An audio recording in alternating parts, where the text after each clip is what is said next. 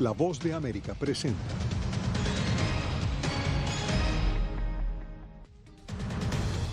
Continúa el asedio a la prensa. 2 periodistas fueron asesinadas en México. Ya son 3 en 5 días.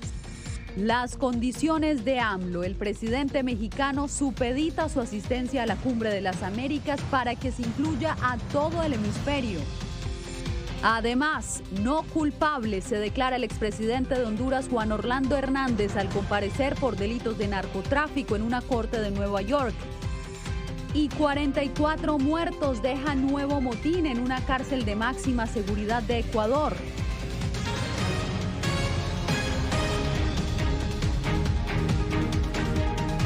¿Qué tal? Les doy la bienvenida a El Mundo al Día. Soy Yasmín López. El asesinato de otras 2 periodistas sacude nuevamente a México. Ocurrió en el estado de Veracruz, justo 4 días después del homicidio de un columnista en el norteño Sinaloa. Javier Egar con el reporte desde la capital mexicana. Otro ataúd recibe el cuerpo de un comunicador en México. 2 homicidios en un día llenaron de luto al gremio periodístico que sigue exigiendo justicia.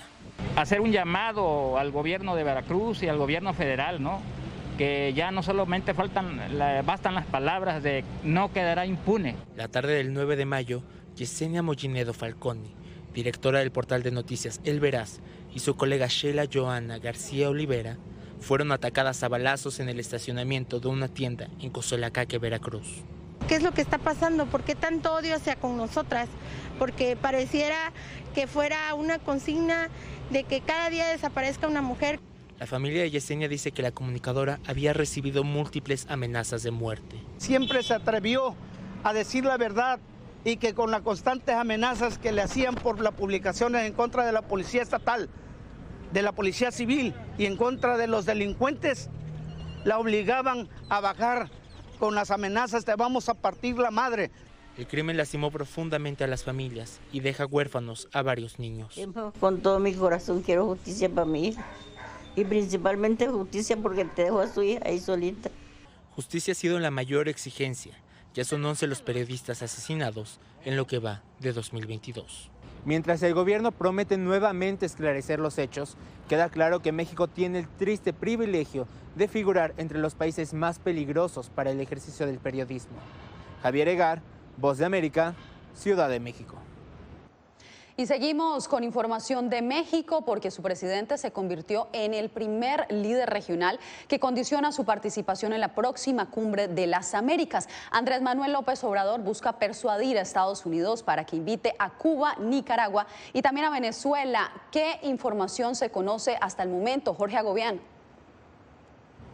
Yasmín, hasta este momento la Casa Blanca no ha querido reaccionar a la posición del presidente mexicano con la posibilidad de que podría no asistir a este evento regional en junio en Los Ángeles si no son invitados estos 3 países. La portavoz de la Casa Blanca dijo hoy ante las preguntas de los reporteros aquí en la Casa Blanca que la lista de invitados todavía no se ha terminado, que ninguna invitación se ha enviado hasta este momento y que ninguna decisión tampoco se ha tomado sobre quiénes estarán en esa cumbre. Esto fue lo que dijo el presidente mexicano. Si no se invita a todos, va a ir una representación del gobierno de México, pero no iría yo. Con ese mensaje, el presidente mexicano escaló su presión a Estados Unidos para persuadir a la Casa Blanca de que Cuba, Venezuela y Nicaragua sean invitados a la Cumbre de las Américas. ¿Sería un mensaje de protesta? Sí, porque no quiero que continúe la misma política en América. López Obrador es el primer líder regional que condiciona su asistencia a la cumbre de la que Estados Unidos será anfitrión en junio. Washington ya ha adelantado que los gobiernos de esos países serían excluidos del foro regional. Al igual que México, Argentina, Bolivia, Honduras y varios países caribeños se han unido a esa petición directa a la Casa Blanca, que hasta la fecha no ha enviado las invitaciones oficiales y ha declinado a comentar al respecto. La supuestamente Cumbre de las Américas, entre comillas. Cuba, por su parte, protesta por lo que considera una exclusión indebida e injustificada. Pero las presiones regionales no son las únicas a las que está expuesta estos días la administración Biden. No deberíamos estar invitando a personas que no creen en los derechos humanos, que no creen en la democracia, que no creen en cuidar a sus propios ciudadanos, y claramente el régimen cubano, el régimen de Maduro, el régimen de Ortega no deberían ser invitados. Un grupo de legisladores, entre ellos el senador republicano Rick Scott, ha formulado peticiones específicas a la Casa Blanca. Para invitar a Juan Guaidó, el presidente de Venezuela. Pero la representación diplomática del líder opositor que Estados Unidos reconoce como presidente interino de ese país no ha recibido ninguna invitación. La Casa Blanca también ha evitado emitir cualquier comentario sobre el asunto. Por otro lado, también durante su alocución matutina, este martes el presidente mexicano dijo o dio por sentado de que Venezuela y Estados Unidos habrían llegado a un acuerdo para que una petrolera pudiera sacar petróleo, 1,000 barriles de petróleos diarios de ese país sudamericano. El mensaje del presidente mexicano fue desmentido por la Casa Blanca, según nos dijo un funcionario de la administración. No hay ningún nuevo acuerdo entre Venezuela y Estados Unidos. Yasmín. Era Jorge Agobián desde la Casa Blanca. Gracias. Y en más información, este martes compareció por primera vez el expresidente hondureño Juan Orlando Hernández ante un tribunal federal de Nueva York, el mismo donde fue condenado a cadena perpetua a su hermano menor, Tony Hernández, en marzo del 2021. Nos enlazamos con Ángela González, quien ha estado siguiendo este caso. Ángela, ¿qué sucedió en la audiencia de hoy? Yasmín, así como lo dijiste, pues Juan Orlando Hernández se declaró no culpable en esta audiencia, donde también su abogado defensor Raymond Colón no presentó un paquete de solicitud de libertad bajo fianza. Él dijo que está preparando un paquete más robusto para hacerlo más adelante. Y también pues se conoció que tiene un as bajo la manga. Escuchemos de qué se trata.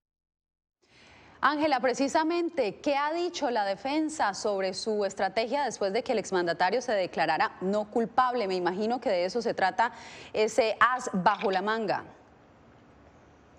Sí, Yasmín ha dicho que llamará al estrado a expresidentes como Barack Obama y también a Donald Trump, con quien dice que su cliente durante su gobierno en Honduras pues colaboró con la justicia de estos dos gobiernos justamente en la lucha contra el narcotráfico, pero además ha dicho que tiene otra estrategia con la que podría probar la inocencia de su cliente. Inteligencia clasificada de la CIA, ¿qué más clasificada pueden ver? Es una cosa que normalmente no se le pide, pero yo sé haber sido un diplomático norteamericano, viví en Centroamérica en los tiempos de las guerras, no sé cómo trabaja la CIA y actualmente he participado en los asuntos de la CIA y te puedo decir que ellos tienen informes que van a exculpar a Juan Orlando Hernández Alvarado. Y el abogado también confirmó que tanto la esposa de Juan Orlando Hernández como sus 3 hijas recibieron la revocación de su visa norteamericana de Estados Unidos, por lo que no podrán venir a visitarlos. La próxima audiencia preliminar al juicio quedó pautada para el próximo 28 de septiembre y el 17 de enero es la fecha que fijó el juez para comenzar la selección de jurados y con esto comenzar de manera oficial el juicio en su contra. Yasmín. Ángela, pues seguiremos monitoreando el desarrollo de este caso. Muchas gracias por la información. Y pasamos a Ecuador, donde casi medio centenar de víctimas mortales dejó o fue el saldo de un nuevo motín en una cárcel de máxima seguridad. Esta nueva masacre se produce un mes después de otro hecho similar que dejó 20 personas muertas. Néstor Aguilera nos trae el reporte. Según reportan las autoridades, es el momento en el que se trasladó a una prisión de máxima seguridad en Guayaquil a los 6 presuntos responsables de la más reciente matanza de reos, la segunda en proporciones de masacre en lo que va de este año en una cárcel ecuatoriana.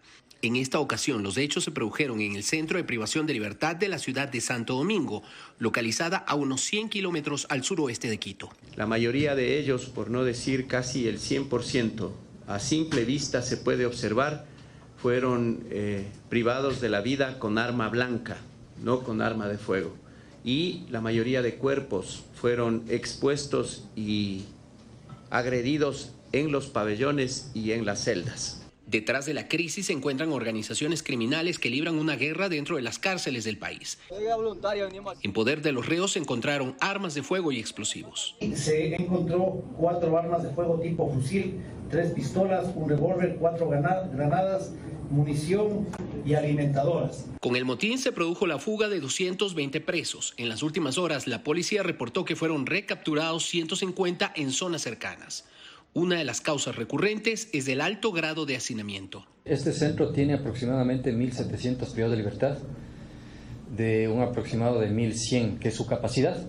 El detonante de este hecho, según la versión oficial, habría sido el traslado de un peligroso reo que estuvo involucrado en el motín que se produjo hace un mes en la ciudad de Cuenca. Allí perdieron la vida 20 personas.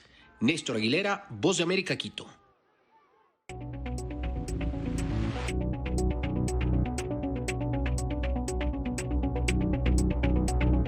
Rusia atacó este martes varias ciudades ucranianas, incluido el puerto de Odessa, clave en este conflicto. Entre tanto, el presidente Joe Biden expresó preocupación ante el escenario de que Putin no tenga una manera de salir del conflicto que inició en Ucrania. Jacopo Luzzi con la información.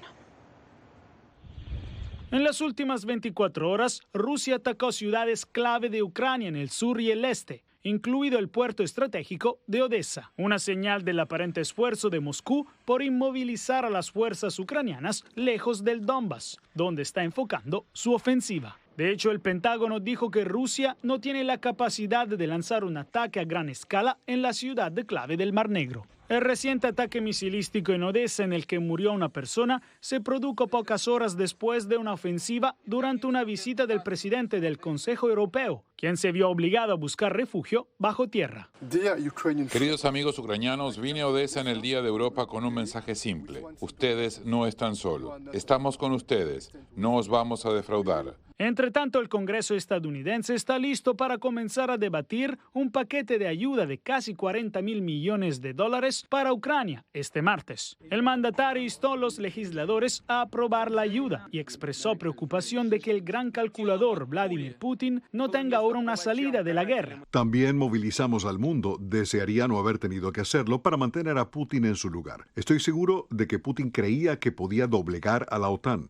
Estoy seguro de que creía que podía doblegar a la Unión Europea, que no podíamos mantenerla unida, pero lo estamos haciendo. Este martes en el Senado, Avril Haines, directora de Inteligencia Nacional, dijo que los próximos 1 o 2 meses de combates en Ucrania serán determinantes. Pero dijo que incluso si Rusia logra tomar el Donbass, no terminaría la guerra y que el presidente Vladimir Putin se está preparando para un conflicto prolongado en Ucrania. Jacopo Luzzi, Voz de América, Washington. Quédese porque al volver el plan del presidente Biden para combatir la inflación más alta de los últimos 40 años que experimenta Estados Unidos.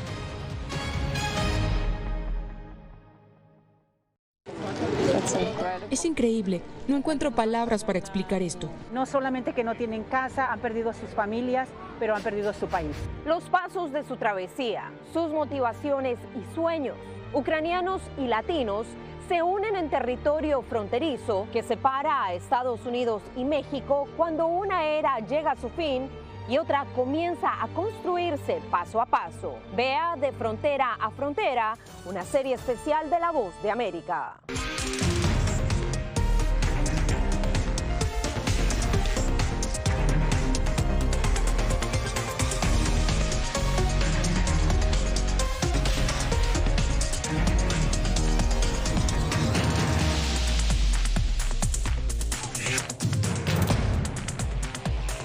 Venezuela 360, cada semana por La Voz de América.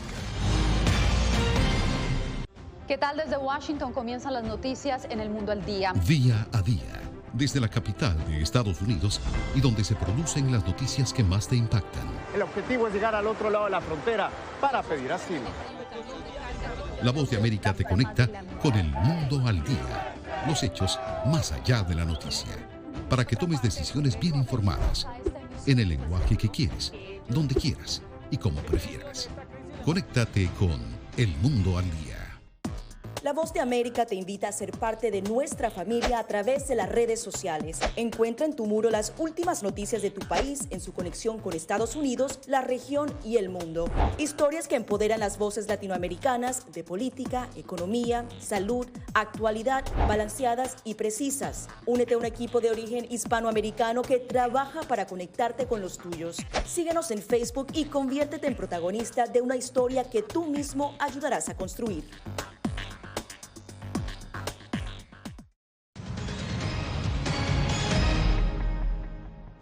El presidente Joe Biden anunció que emprenderá un plan para controlar la inflación, una de las principales preocupaciones de los estadounidenses y un tema que podría ser determinante en los próximos comicios legislativos de noviembre. Diva Lizeth Cash con el reporte. A puertas de las elecciones de medio término en noviembre próximo, el presidente Joe Biden pronunció un mensaje económico durante una coyuntura complicada, cuando las tasas de interés van en alza y los mercados bursátiles se contraen mientras prosigue la guerra de Putin en Ucrania. Mi plan ataca la inflación y hace crecer la economía al reducir el costo para las familias trabajadoras, otorgar a los trabajadores aumentos bien merecidos, reducir el déficit a niveles históricos, hacer que las grandes corporaciones y los estadounidenses muy ricos paguen su parte justa. ¿Cuándo bajará la inflación? Una pregunta que pocos se atreven a responder, pero este experto cree que a fines de 2022 Estados Unidos empezará a sentir una desaceleración. Creo que después de eso probablemente tendremos 1 o 2 años de inflación más alta de lo que estamos acostumbrados, pero no tan alta como para que alguien sienta que es una especie de crisis como se siente ahora. La situación económica en Estados Unidos impacta a América Latina a través de un dólar más fuerte, un encarecimiento de los créditos y una fuga de capitales. Hacer una política monetaria apropiada en este incierto requiere un reconocimiento de que la economía a menudo evoluciona de manera inesperada. La inflación obviamente sorprendió al alza durante el año y podrían esperarse más sorpresas. El presidente estadounidense Joe Biden aseguró que la inflación es su principal prioridad nacional en momentos en que el alza de precios pesa en los presupuestos familiares, pero también en su popularidad. Diva Lizeth Cash, Voz de América, Washington. Muchos especulaban, hoy lo confirmó Elon Musk al Financial Times. El magnate aseguró hoy que de convertirse en el dueño de Twitter revertiría el veto que pesa sobre la cuenta de Donald Trump. Aseguró que la decisión de la plataforma de censurar a Trump fue moralmente mala. Y en Colombia, 6 días completa el paro armado que emprendió el Clan del Golfo a raíz de la extradición a Estados Unidos de alias Otoniel, quien sería el principal líder de esa organización criminal. Jair Díaz nos reporta que la violencia ha dejado 8 muertos y más de 180 vehículos incinerados. Dios mío santísimo. Virgencita Santísima, Dios mío, lástima mi carro, mano. Estos gritos de súplica se replicaron en 8 departamentos de Colombia por el paro armado del Clan del Golfo a propósito de la extradición a Estados Unidos del capo de la droga, alias Otoniel. ¡Ay, qué pesa! Hoy literal todos estamos escondidos, todos. Es triste.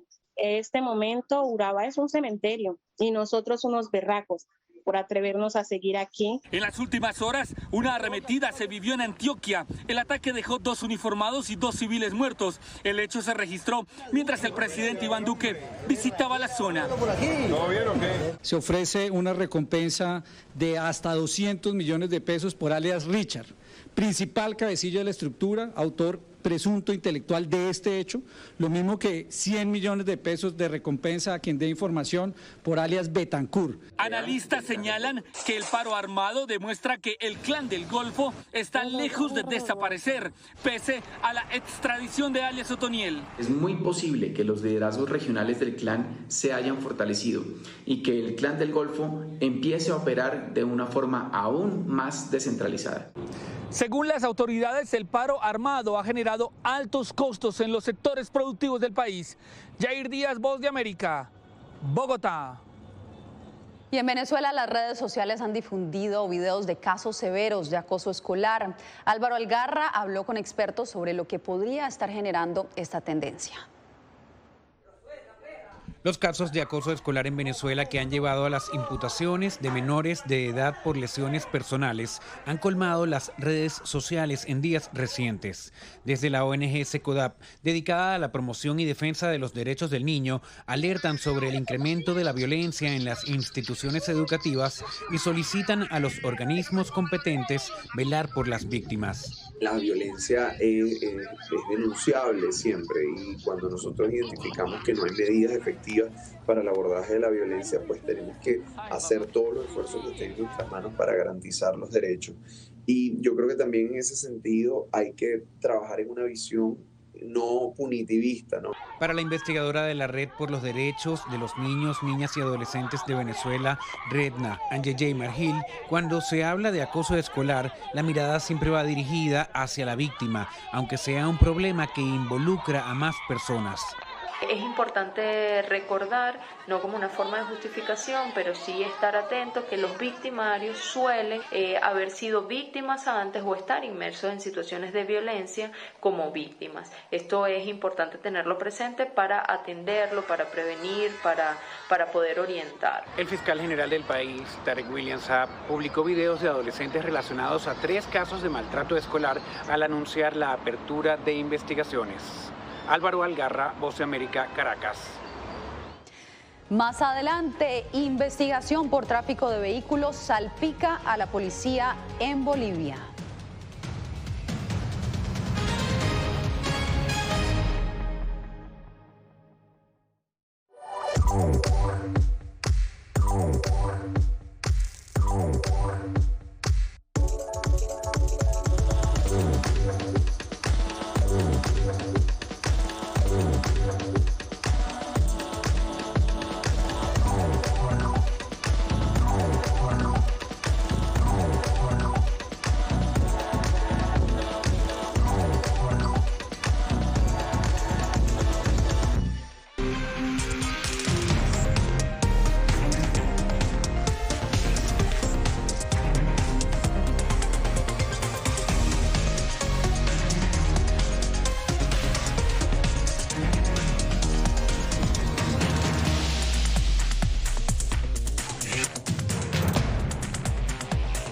Venezuela 360, cada semana por La Voz de América. ¿Qué tal? Desde Washington comienzan las noticias en El Mundo al Día. Día a día, desde la capital de Estados Unidos y donde se producen las noticias que más te impactan. El objetivo es llegar al otro lado de la frontera para pedir asilo. La Voz de América te conecta con El Mundo al Día, los hechos más allá de la noticia, para que tomes decisiones bien informadas, en el lenguaje que quieres, donde quieras y como prefieras. Conéctate con El Mundo al Día. La Voz de América te invita a ser parte de nuestra familia a través de las redes sociales. Encuentra en tu muro las últimas noticias de tu país en su conexión con Estados Unidos, la región y el mundo. Historias que empoderan las voces latinoamericanas de política, economía, salud, actualidad, balanceadas y precisas. Únete a un equipo de origen hispanoamericano que trabaja para conectarte con los tuyos. Síguenos en Facebook y conviértete en protagonista de una historia que tú mismo ayudarás a construir.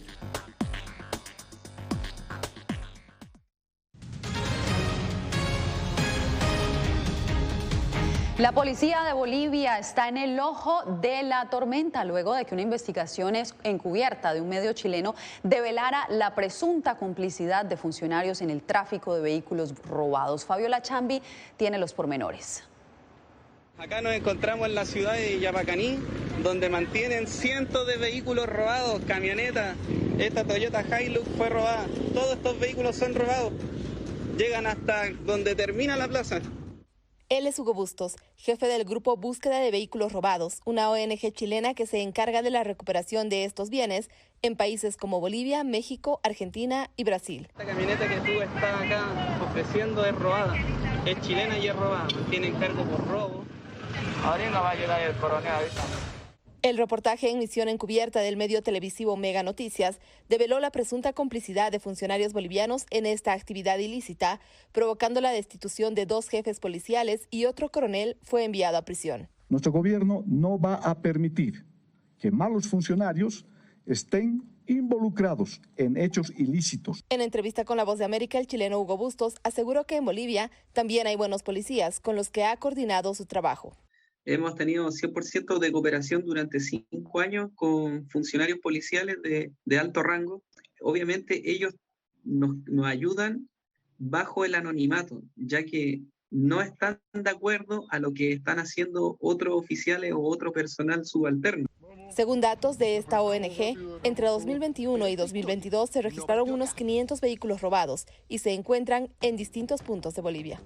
Fabiola Chambi, Voz de América, Bolivia.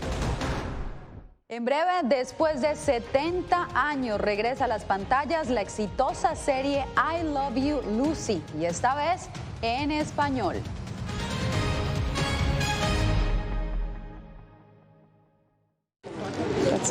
Es increíble, no encuentro palabras para explicar esto. No solamente que no tienen casa, han perdido sus familias, pero han perdido su país. Los pasos de su travesía, sus motivaciones y sueños, ucranianos y latinos, se unen en territorio fronterizo que separa a Estados Unidos y México cuando una era llega a su fin y otra comienza a construirse paso a paso. Vea De Frontera a Frontera, una serie especial de La Voz de América.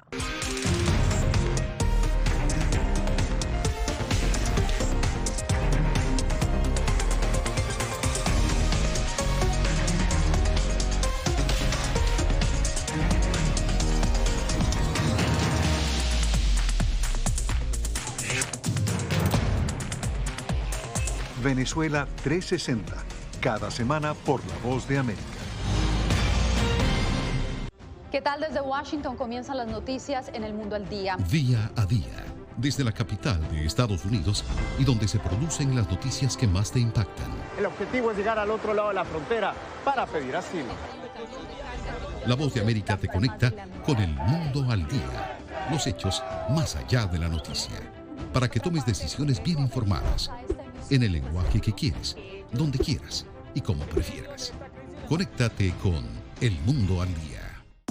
La Voz de América te invita a ser parte de nuestra familia a través de las redes sociales. Encuentra en tu muro las últimas noticias de tu país en su conexión con Estados Unidos, la región y el mundo. Historias que empoderan las voces latinoamericanas de política, economía, salud, actualidad, balanceadas y precisas. Únete a un equipo de origen hispanoamericano que trabaja para conectarte con los tuyos. Síguenos en Facebook y conviértete en protagonista de una historia que tú mismo ayudarás a construir.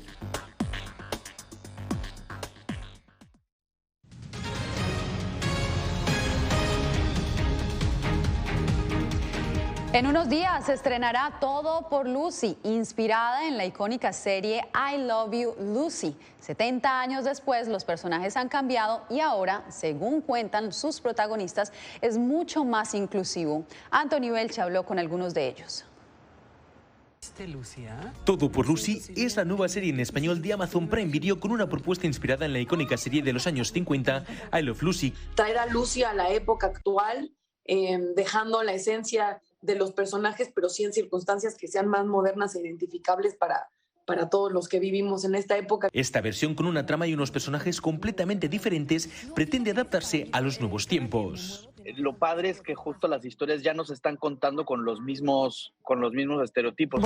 La protagonista Lucy ya no es una ama de casa, sino una ingeniosa emprendedora hispana. También hay una gran variedad en los personajes, incluyendo una pareja homosexual como protagonista de la trama. Estos personajes, más allá de tener esta característica de orientación sexual, son seres humanos primero que cualquier cosa y que se están amando y que tienen todas sus altas y bajas en una relación y sus acuerdos y desacuerdos en una relación como cualquier otro ser humano. Por eso, el elenco de esta nueva producción audiovisual latinoamericana celebra que poco a poco se haya avanzado para visibilizar las minorías de una forma mucho más respetuosa.